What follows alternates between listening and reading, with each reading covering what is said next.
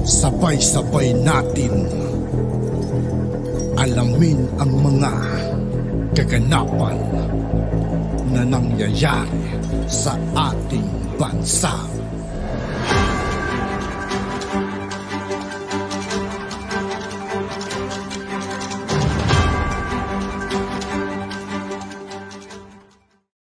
Yo, what's up mga kaibigan? This is I2K po again. Ngayon, nandito naman ulit tayo sa channel ni Banat News Updates. Dito naman ulit tayo magbibigay ng komento at reaksyon. Pero bago ang lahat ng yan mga kaibigan, sa lahat ng hindi pa nakasubscribe kay Banat News Update, mag-subscribe na po at huwag nyo rin pong kalimutan mag-subscribe dito sa aking channel. Simulan na natin mga kaibigan. Let's go!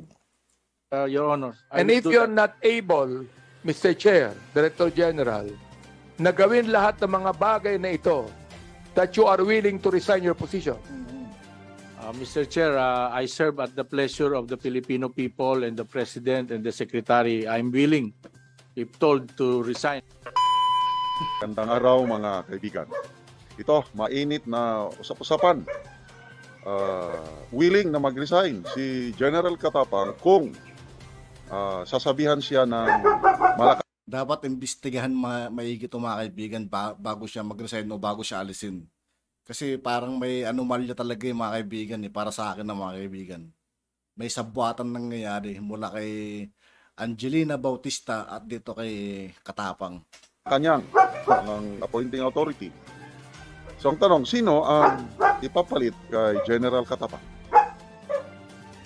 Ang mga nababasa kong comments, number one, Ang maganda siguro mga kaibigan kung ibalik na lang sa si General Bantag kasi siya talagang sinibak niya pati mga kubol mga kaibigan Tapos mahigpit daw talaga ang kanon bilibid nung araw, nung panahon ni General Bantag.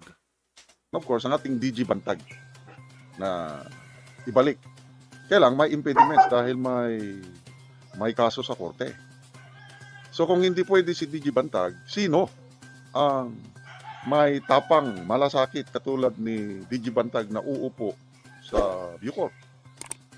Ang suggestion ng karamihan, walang iba kundi si General Eliazar. Wow! Ako, willing ako niyan. Binutuhan ko si General Eliazar nung nakarang eleksyon, sayang hindi siya nanalo asento. But kung ilagay si General Eliazar, yan. Maalala ko, may video sila dalawa ni DG Bantag Silang dalawa. Sir, parang siya yata yung sumuli kay mga kaibigan sa isang rapper na si Looney. Yun ang pagkakalam ko, siya ata yun. Ang nagpartner na nagpulbos sa mga kubol sa Bilibid. Maalala nyo yung video na yun? Nagsasalita si DG Bantag, nag-iikot sa mga kubol na ginigiba. Ang nasa likod ni DG Bantag, si General Eliazar and si RPO Chief pa ata noon. Kaya, yan. Sana tuluyan nang tanggalin si Jer Katapang at kung hindi pa man pwede si DG Bantag, si General Eliazar ang ilagay sa Bucor. Okay? So, panoorin natin ang buong video sa pagtatanong ng mga kongresista tungkol sa korupsyon, alleged corruption sa Bucor. You said a moment ago, Director General Katapang, that you will really go down to the hilt para masolve ang problema sa Bucor. Naniniwala po kayong lahat.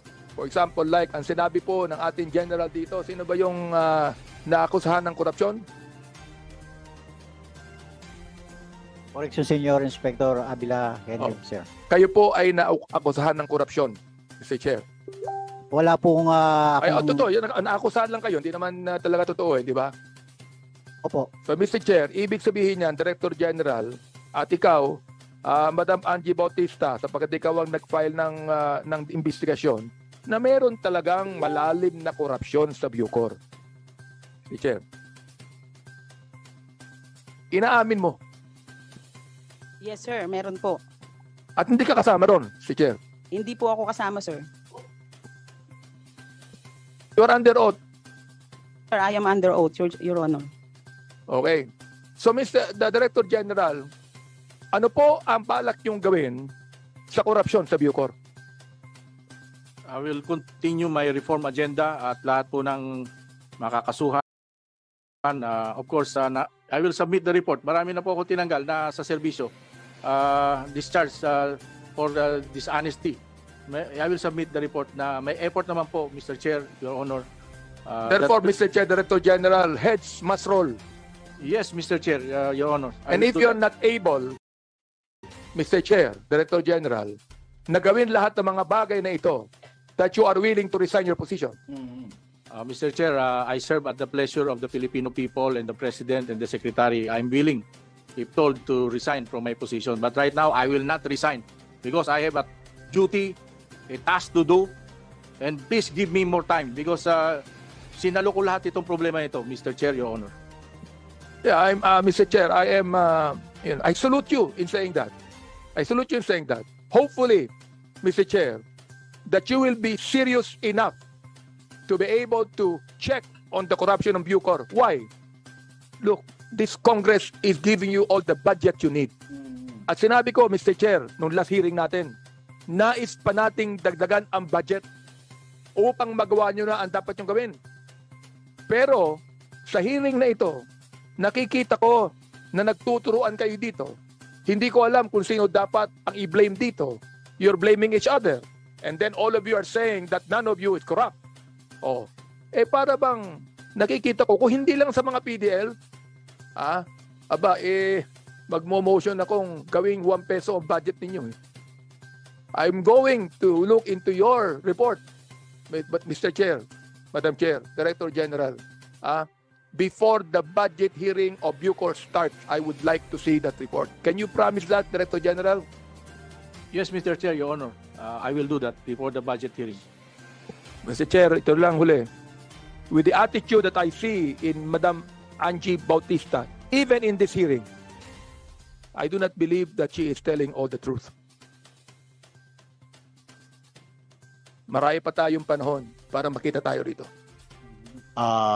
Hindi po natin malalaman, hindi po tayo dito, wala po tayo dito lahat ngayon kung hindi po nawala si Mr. Michael Cataroha.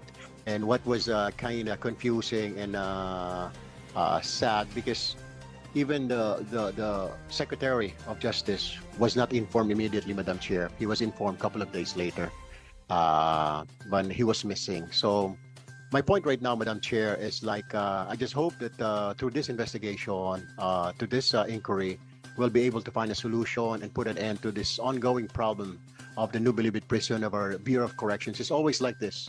Every new administration, problems come up at the Bureau of Corrections, at Bucor, particularly at the NBP. Every new president, there's always a problem. Atraso tayo kahit panahon pa po ni Pangulong Gloria, may problema dyan. Panahon po ni Pinoy, panahon po na dating PRRD, na ngayon ni PBBM, there's always a problem. Seems like this problem is ongoing and it keeps on coming back. Kaya nga po, my question here is it still the Bureau of Correction officials running the Bureau of Prisons? Hindi na po kasi. It seems like the pangkat, the gangs are running it right now, and it is so hopeless. Another point I want to raise, Madam Chair, Mr. Chair, is okay, we have a problem of congestion. So what solutions do they have? I mean, immediate and then long-term solutions to these problems. Kasi I believe kung sinasabi ni General Katapang na transfer of detainees isang solution para ma-decongest. So habang tinatransfer po ito, and I believe it will take months. So itong mga problem na ito, itong patayan na ito will continue, General Katapang. Ito pong yung mga quote-unquote parang tila sarap buhay ng mga PDLs natin na may pera, the money PDLs, because yung sinasabi po ninyong conjugal visitations po of 1 week, ito po ay para doon lamang sa mga may pera na PDL. Yung PDL po na wala pong pera, hindi po siya madalaw na pamilya niya na for 1 week dahil wala pong kubol na marerentahan po si PDL. So, I just want siguro, Madam Chair, Mr. Chair, to balance equally. Kung po pwede isang PDL na may pera, yung PDL na walang pera, ay po pwede rin na dalawin ng kanyang pamilya for 7 days. Kasi visitation now, Madam Chair, is 7 days eh. Unlike before, it's only 8 hours now, it's 7 days. So, yung nakaka-afford po ng kubol ay pwedeng tumira ng 7 days kasama ang pamilya. Another, Madam Chair, Mr. Chair, yung sinasabi na ordering food online, iyan po, hindi naman ho natin, of course, kasama daw ho yun sa moral, yung right ng isang PDL para ma-uplift yung kanyang moral or something. Pero we also have to ask the question, paano na lang po yung family ng victims ng PDL na yon, looking from the outside, yung nakapatay sa asawa niya, naka-rape sa anak niya or somebody, na nakagawa po ng krimen, enjoying inside the Bureau of Corrections habang sila hindi na po nila kasama ang kanilang pamilya, ang kanilang asawa or anak dahil namatay na o nagahasa na nung PDL na nag-i-enjoy po sa loob. How does it feel for families of these victims, General Katapang, seeing na yung PDL po ay nag-i-enjoy sa loob, parang hindi po siya nagdurusa, kundi parang sarap buhay pa. Meron pa pong free wifi, General Katapang, yung mga PDL. Tipong parang nasa bakasyonan lang yung mga nasa kulungan mga kaibigan no? Ang sarap ng buhay Maglakad ka raw po, Madam Chair, Mr. Chair, sa labas po ng walls ng maximum security. Nag-aagawan po yung Wi-Fi signal. Lakad ka ng ilang metro, sige-sige Sputnik Wi-Fi. Paglakad mo pa, BCJ Wi-Fi. Yung nga lang po may password. So kailangan member ka ng pangkat na yon. So all this po, at saka they can drink, whiskey, Blue Label. They can drink XO. They can they have concerts, Madam Chair, Mr. Chair, every Friday night. Wala ho tayong problema, pero dapat ho limitahan din natin. Tapos na. At yun nga po mga kaibigan, dito po nagtatapos ang ating reaction video. Muli ako po si I2K ng Sundalo ng Dunggalo at 811. Maraming salamat sa patuloy na pagsuporta. Yeah. Peace out.